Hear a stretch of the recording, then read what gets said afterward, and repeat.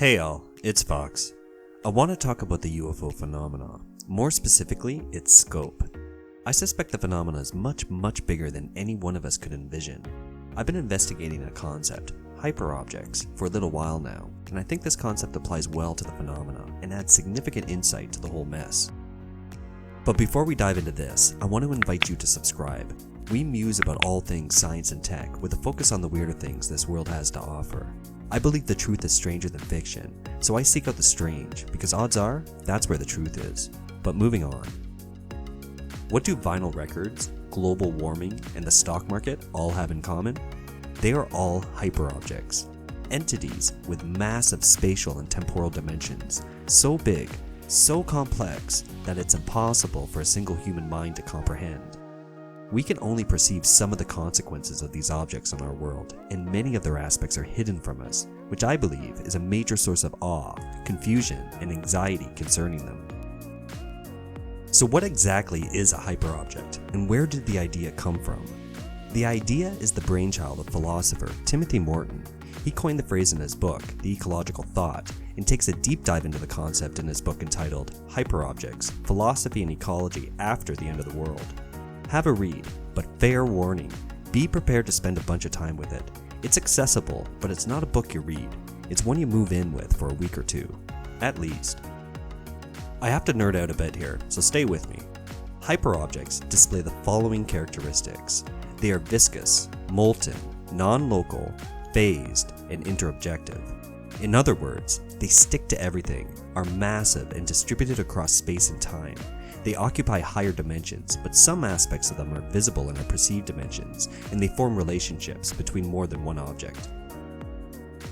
It's easier to grasp this concept when you consider everything as an object. Concepts, ideas, systems, teacups are all objects. Objects housed by other objects. I'm an object in an object, a house, and I house countless objects within me. The cells that make up my body, the creatures that unknowingly work together to hold my existence together. All objects, all connected. In fact, I find it easy to see how everything is connected when you view it through this lens. You start to recognize how objects relate and interact with one another, and how no object is independent from another. The concept, hyperobjects, has its roots in object-oriented ontology, i.e., the philosophy of understanding the reality around us by acknowledging and examining the interplay between objects while rejecting anthropomorphizing everything. There's a lot more to it. If I perked your interest, I suggest digesting a ton of what Morton has to say on the subject. But moving on. The aspect about hyperobjects as it pertains to the phenomena that I want to focus on is just how massive and distributed across space and time it is, and I want to acknowledge our shared shortcomings. I don't know about you, but the phenomena for me is a source of anxiety. It's not crippling or anything, but it does keep me up at nights from time to time. I think that anxiety is a direct result of just how massive and unknowable the phenomena actually is. When I started to think of the phenomena in terms of it being a hyperobject, a lot of the anxiety around the topic for me evaporated. Why? It allowed me to accept that I am simply not put together in a way to understand the entirety of the situation. I was trying to, like many, but unbeknownst to me, it was an impossible task, like dividing a Planck length in two. No one human can possibly conceive of the big picture. It's simply too far spread out across space and time. This idea has allowed me to stop obsessing over the big picture and directed me to focus on the smaller parts that are actually accessible and knowable to me. Now, I'm going to attempt to describe the scope of the phenomena in plain language in order to illustrate just how massive this phenomena actually is. It's inevitable that I come up short here, but I am going to take a swing at it, either way. Consider this. The phenomena is liberally spread across space, literally across the entire universe. This week, a study revealed that there could be upwards of 300 million habitable planets in our galaxy alone. That number, 300 million, is simply not knowable to us.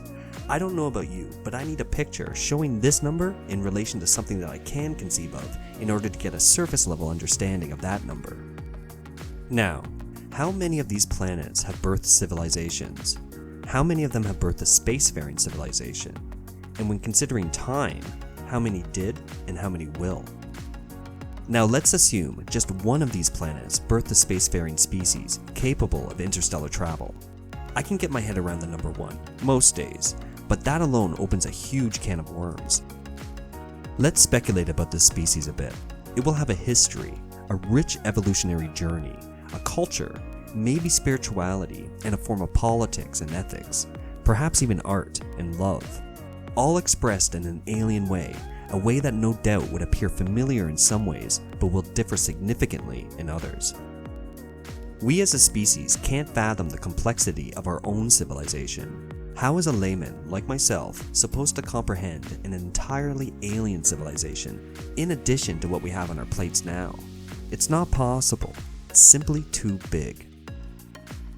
This is without even addressing technological developments, their potential interplay with us, good and not so good, or the hurdles and complexities of overlapping two species.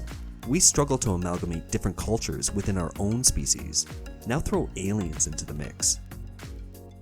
Now, do we really believe that there is simply one spacefaring species out there? No.